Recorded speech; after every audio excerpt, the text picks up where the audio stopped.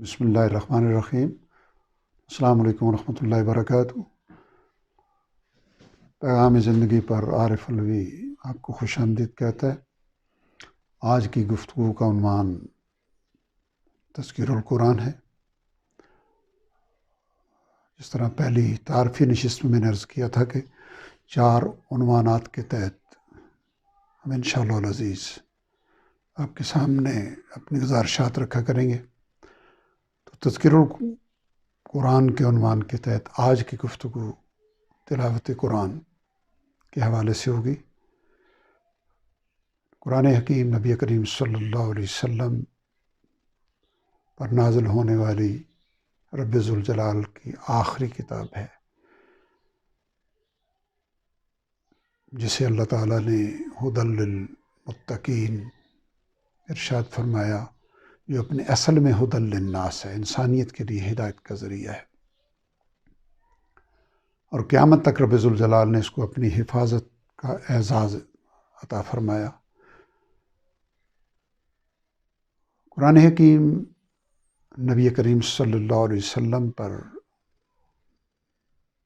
جب نازل ہوا، اس کی تکمیل ہوئی، تو آپ صلی اللہ علیہ وسلم نے اس کو 114 سورتوں میں مرتب فرمایا۔ آپ کے حکم پر صحابہ کرام رضوان اللہ تعالیٰ علیہ مجمعین نے جو نسخہ تیار کیا وہ 114 سورتوں پہ مشتمل تھا۔ اس کے بعد صحابہ کرام رضوان اللہ تعالیٰ علیہ مجمعین نے قرآن حکیم کی تلاوت کی ضرورت کے تحت اس کو 7 حصوں میں تقسیم فرمایا، جسے ہمارے ہاں 7 منزلیں کہا جاتا ہے۔ تقریباً 3.5 سے 3.25 کہیں 4 پاروں پر جو صورتوں سے منزل شروع ہوتی ہے، کسی صورت سے شروع ہوتی ہے اور کسی صورت پر اختتام پذیر ہوتی ہے۔ گویا صحابہ کرام رضوان اللہ تعالیٰ علیہ مجمعین کا معمول، تلاوت کا معمول 7 دنوں میں قرآن حکیم کو ابتدا سے آخر تک پڑھنے کا تھا۔ حضرت عبداللہ ابن عامر بن العاص کو تلاوت قرآن حکیم کا ذوق بہت زیادہ تھا۔ وہ روزانہ، ان کی زوجہ محترمہ نے حضرت عبداللہ کے والد گرامی حضرت عمر بن العاص سے شکایت کی کہ یہ ساری رات قرآن حکیم پڑھتے رہتے ہیں، یعنی نوافل کے اندر۔ ان کی شکایت جب انہوں نے نبی کریم صلی اللہ علیہ وسلم کے سامنے پہنچائی تو آپ نے ارشاد فرمایا کہ عبداللہ، تم مہینے میں ایک بار پورا قرآن حکیم، یعنی اس طرح تقسیم کر لو کہ پورے مہینے میں ابتدا سے آخر تک مکمل ہو جائے۔ تو انہوں نے عرض کیا، یا رسول اللہ، مجھ میں اس سے زیادہ کی طاقت ہے۔ تو آپ نے فرمایا 10 دنوں میں مکمل کر لیا کرو۔ انہوں نے پھر عرض کیا کہ مجھ میں اس سے بھی زیادہ کی صلاحیت ہے، تو آپ نے فرمایا 3 دن میں پڑھ لیا کرو اور اس سے زیادہ نہ کرنا۔ گویا صحابہ کرام رضوان اللہ تعالیٰ علیہ مجمعین میں کچھ تعداد ایسی تھی جو 3 دنوں میں پورے قرآن حکیم کی تکمیل کر لیا کرتی تھی، اور اکثریت تو 7 دنوں والی تھی، اور اسی طرح قلیل تعداد 30 دنوں والی بھی تھی۔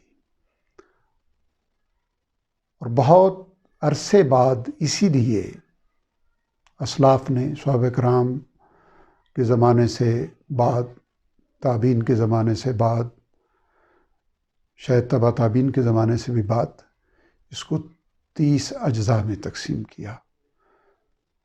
پیش نظر یہ تھا کہ مسلمان 30 دنوں میں قرآن حکیم کو ابتدا سے آخر تک پڑھ لیا کریں، یعنی قرآن حکیم کی تلاوت کا معمول ایسے ہو کہ روزانہ 1 سپارہ کے برابر قرآن حکیم پڑھ لیا جائے۔ نبی کریم صلی اللہ علیہ وسلم کا ارشاد پاک انہی حضرت عبداللہ ابن عمر بن العاص کی روایت سے ابو داؤد میں ہے کہ جو روزانہ 10 آیتوں کی تلاوت کرتا ہے اس کا نام غافلوں میں نہیں لکھا جاتا، یعنی اللہ کے ہاں وہ غافلوں میں شمار نہیں ہوگا۔ اور جو روزانہ 100 آیات کی تلاوت کرتا ہے تو وہ قانتین یعنی فرما برداروں میں لکھا جائے گا، اور جو 1000 آیات کی تلاوت روزانہ کرے گا تو اس کا نام خزانہ پانے والوں میں لکھا جائے گا۔ اگر اس روایت کو بھی سامنے رکھیں تو یہ بھی 6-7 دنوں میں قرآن حکیم کو ابتدا سے لے کے آخر تک، کیونکہ قرآن حکیم کی کل آیات کی تعداد 6000 سے زائد ہے۔ اسی طرح آپ صلی اللہ علیہ وسلم کا ارشاد پاک ہے کہ قرآن پڑھا کرو، یہ قیامت والے دن اپنے پڑھنے والوں کا سفارشی بن کر آئے گا۔ مزید ایک اور جگہ پہ آپ نے ارشاد فرمایا کہ قرآن پڑھا کرو، یہ قیامت والے دن تمہارے حق میں دلیل بنے گا یا تمہارے خلاف دلیل بنے گا۔ ہمارے ہاں قرآن حکیم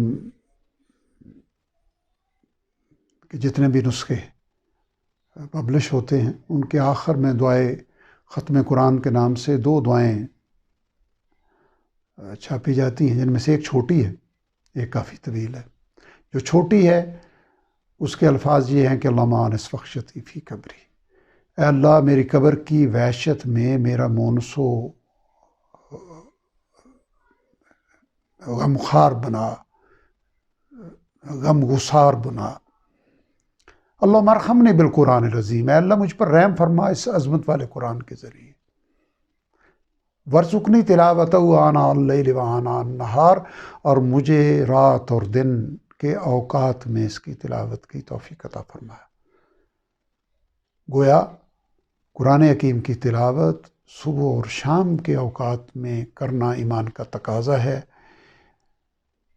خود قرآن حکیم میں سورہ فاتر میں اللہ تعالیٰ فرماتے ہیں کہ جو اللہ کی کتاب کی تلاوت کرتے ہیں اور نماز قائم کرتے ہیں، اور جو کچھ ہم نے انہیں دیا اس میں سے پوشیدہ اور اعلانیہ خرچ کرتے ہیں، یرجون تجارت لن تبور، وہ ایک ایسی تجارت کے امیدوار ہیں جس میں کبھی خسارہ نہیں ہوگا۔ سورہ بقرہ میں فرمایا کہ الذین آتیناہم الکتاب یتلونہ حق تلاوتہ، کہ جن کو ہم نے کتاب عطا کی وہ اس کی تلاوت ایسے کرتے ہیں جیسے اس کی تلاوت کرنے کا حق ہے۔ تو قرآن حکیم